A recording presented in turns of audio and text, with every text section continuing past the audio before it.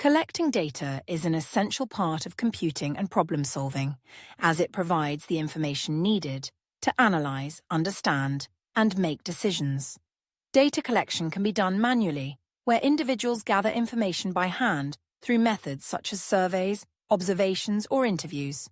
For example, if you were conducting a study on the favorite hobbies of students in your class, you might use a questionnaire to record their responses. Manual data collection allows you to tailor the process to your specific needs and ensures that you can directly control the quality and accuracy of the data being collected. However, it can be time-consuming and laborious, especially for larger datasets. Devices can also automatically collect data, a process widely used in modern technology. For instance, sensors can monitor temperature, fitness trackers can record heart rates, and online platforms can collect user behavior data. Automatic data collection has the advantage of speed, efficiency, and the ability to gather vast amounts of data continuously, without human intervention. It is particularly useful for large-scale or long-term projects, such as tracking weather patterns or analyzing website traffic. However, there are disadvantages to consider.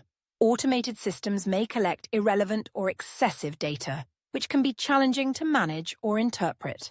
There are also privacy concerns, as individuals might not always be aware that their data is being gathered. This makes it vital to use automated data collection ethically and in compliance with privacy regulations. Search engines are powerful tools for finding web pages and online information efficiently. They allow you to enter a query and receive a list of relevant results from across the internet.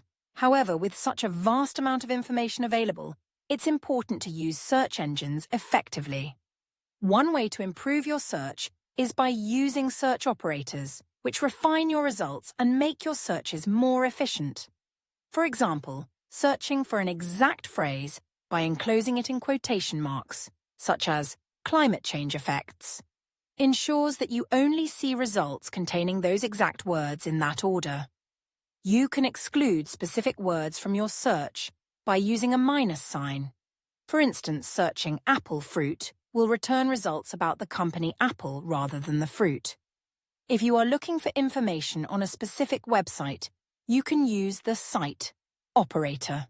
For example, machine learning site bbc.co.uk will only show results from the BBC website. These techniques help you quickly find the most relevant and accurate information for your needs. When using information found online or in other sources, it is important to understand copyright.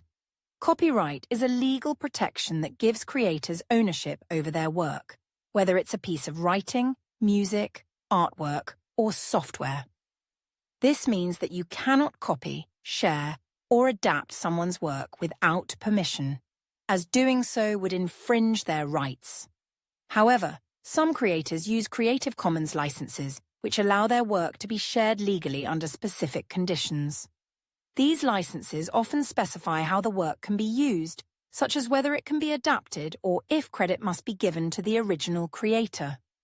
Using materials under a Creative Commons license is a great way to access resources while respecting the creator's rights. Plagiarism, which involves copying someone else's work and presenting it as your own, is a serious issue that should always be avoided.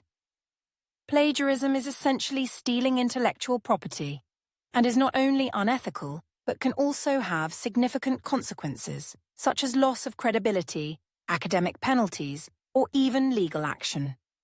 Instead of plagiarizing, always credit your sources and, where possible, add your own analysis or interpretation.